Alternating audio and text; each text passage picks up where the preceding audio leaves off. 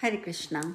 भारत के प्राचीन अद्भुत मंदिरों की श्रृंखला में आज हम बात करेंगे गंधर्वसेन मंदिर की। गंधर्वपुरी में जो स्थित है, यहाँ पर चूहे लगाते हैं इच्छाधारी नाग की परिक्रमा। आज मैं आपको ऐसे मंदिर में ले जा रही हूँ जिसका अपना ऐतिहासिक और धार्मिक महत्व दोनों ही हैं और जिससे जुड़े हुए हैं कई चमत्कार। ये है राजा गंधर्वसेन की नगरी गंधर्वपुरी का गंधर्वसेन मंदिर। ये सिंहासन बत्तीसी की कहानी का स्थान है। भारत की प्राचीन और ऐतिहासिक नगरी गंधर्वपुरी के गंधर्वसेन मंदिर के गुंबद के नीचे एक ऐसा स्थान है जिसके बीचों बीच बैठता है पीले रंग का एक इच्छाधारी नाग और इसके चारों ओर दर्जनों चूहे करते हैं परिक्रमा। आखिर क्यों इस रहस्य को कोई आज तक जान नहीं पाया।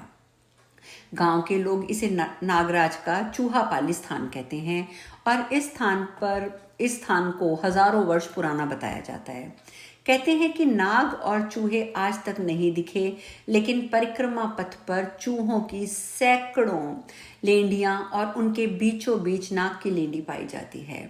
गांव वालों ने उस स्थान को कई बार साफ करवाया, लेकिन ना मालूम कहां से वे पुनः आ जाती हैं। इस प्राचीन मंदिर में राजा गंधर्वसेन की मूर्ति स्थापित है। मालवा क्षत्रप गंधर्वसेन को गर्दभिल भी कहा जाता था। वैसे तो राजा गंधर्वसेन के बारे में कई किस्से कहानियां प्रचलित हैं, लेकिन इस स्थान से जुड़ी उनकी कहानी अजीब ही है। ग्रामीणों का मानना है कि यहाँ पर राजा गंधर्वसेन का मंदिर 7-8 खंडों में था। बीचों बीच राजा की मूर्ति स्थापित थी। अब राजा की मूर्ति वाला मंदिर ही बचा है, बाकी सब काल कल्पित हो गया है। यहाँ के पुराने जो पुजारी हैं महेश कुमार शर्मा जी, जब उनसे पूछा गया कि चूहे इच्छाधारी नाग की परिक्रमा लगाते हैं, इस बात में कितनी सच्चाई है, तो उनका कहना है कि यहाँ नाग की बहुत ही प्राचीन बाम्बी है और आसपास जंगल और नदी होने की वजह से कई नाग देखे जाते हैं, लेकिन इस मंदिर में चूहों को देखना मुश्किल ही है। फिर भी न जाने कहाँ से चूहों की लेंडियाँ आ जाती हैं, और जबकि ऊपर और नीचे सफाई रखी जाती है। हम हमारे पूर्वजों से सुनते आए हैं कि इस मंदिर की रक्षा एक इच्छाधारी नाग करता है। यहाँ के स्थानीय निवासी कमल सोनी जी और केदार सिंह जी हैं, वो भी बताते हैं बातों बातों में कि जब बचपन से ही उन्होंने चूहा पाली के इस चमत्कार को देखा है। वह कहते हैं कि उनके बुजुर्ग बताते थे कि यहाँ इस बाम्बी में एक इच्छाधारी पीले रंग का नाग रहता है जो हजारों वर्ष पुराना है। उसकी लंबी लंबी मूछें हैं और वह लगभग 12 से 15 फीट का है। और वो कहते हैं कि हमारे ही गांव कोई के रमेश चंद्र झाला जी ने वह नाग देखा था और ये नाग बहुत ही किस्मत वालों को दिखाई देता है। शेर सिंह कुशवाहा, विक्रम सिंह कुशवाहा और केदार सिंह कुशवाहा, इन लोगों का कहना है कि हमारा घर मंदिर के निकट है। रोज ब्रह्म मुहूर्त में मंदिर की घंटियों की कभी कभार आवाज सुनाई देती है। अमावस्या और पूर्णिमा के दिन अक्सर ऐसा होता है कि जब मंदिर का ताला खोला जाता है तो पूजा आरती के पूर्व ही मंदिर अंदर से साफ सुथरा मिलता है और ऐसा लगता है जैसे किसी ने वहां पर पूजा की हो। जिस तरह इस मंदिर में चूहे नाग की परिक्रमा करते हैं, वैसे ही यहाँ की नदी सोमवती भी है और इस मंदिर का गोल चक्कर लगाते हुए ये नदी काल सिंध में जा मिलती है। जब हमने गंधर्वपुरी गांव के सरपंच विजय सिंह चौहान से इस संबंध में बात की, तो उनका भी यही कहना था कि चूहा पाली में सैकड़ों सालों से ये चल रहा है। यहाँ परिक्रमा के अवशेष पाए जाते हैं, लेकिन आज तक किसी ने नहीं देखा कि गांव के बड़े बूढ़ों से सिर्फ ये बातें सुनते ही आ रहे हैं। ये एक प्राचीन नगरी है और यहाँ आस्था की बात पर ग्रामीण जन कहते हैं कि गंधर्वसेन के मंदिर में आने वाले का हर दुख मिट जाता है। जो भी यहाँ पर आता है उसको शांति का अनुभव होता है। यह मंदिर हजारों वर्ष पुराना है। इसका गुंबद परमार काल से बना है, लेकिन नींव और मंदिर के स्तंभ और दीवारें बौद्ध काल की मानी जाती हैं। राजा गंधर्वसेन उज्जैन के राजा विक्रमादित्य और भृतहरि के पिता थे। अब ये आपको तय करना है कि ये सत्य है या कि अंधविश्वास। यहाँ तक पहुँचना भी आसान है। देवास की सोनकच्छ तहसील में ये गंधर्वपुर स्थित है और देवास से यहाँ पर बस द्वारा पहुँचा जा सकता है। देवास के लिए इंदौर सबसे पास है और यहाँ पर ट्रेनें भी उपलब्ध हैं। तो अगर आप चाहें तो ये चीज़ देखने के लिए आप वहाँ पर जा सकते हैं। इसके साथ ही अब मैं चर्चा करती हूँ ऐसे 10 मंदिरों की जिनका कि पांडवों से विशेष संबंध है। पहला मंदिर हिमाचल प्रदेश के कांगड़ा जिले में खनियारा स्थित प्राचीन ऐतिहासिक अघंजर महादेव का मंदिर। पांडुपुत्र अर्जुन ने महाभारत युद्ध से पूर्व भगवान श्री कृष्ण के मार्गदर्शन पर इस स्थान पर बाबा भोले की तपस्या की थी और उनसे अस्त्र भी प्राप्त किया था। दूसरा मंदिर है भद्रकाली मंदिर। यहाँ पर अर्जुन ने महाभारत के युद्ध से पहले पूजा अर्चना की थी।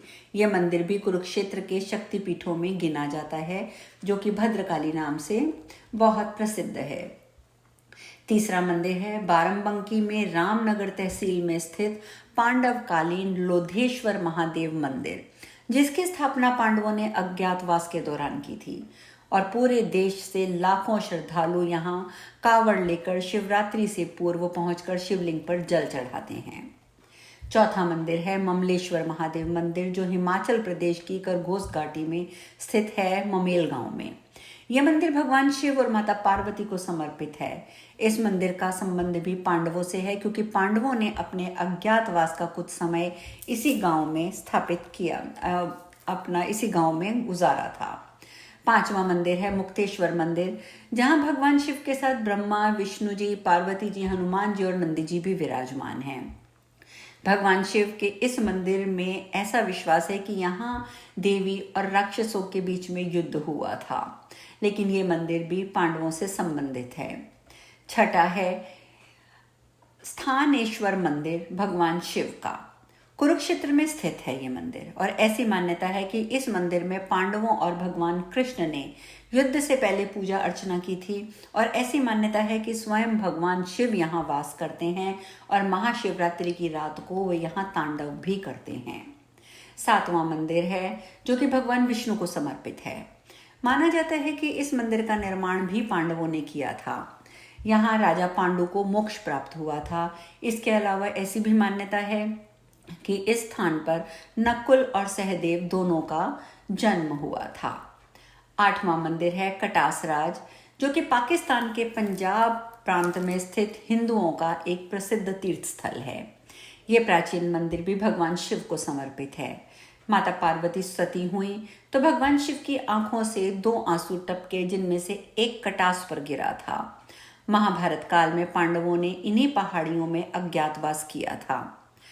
यहाँ स्थित कुंड में पांडव प्यास लगने पर पानी की खोज करते हुए पहुंचे थे। 9वां 12 ज्योतिर्लिंगों में से एक केदारनाथ उत्तराखंड के हिमालय की गोद में स्थित है।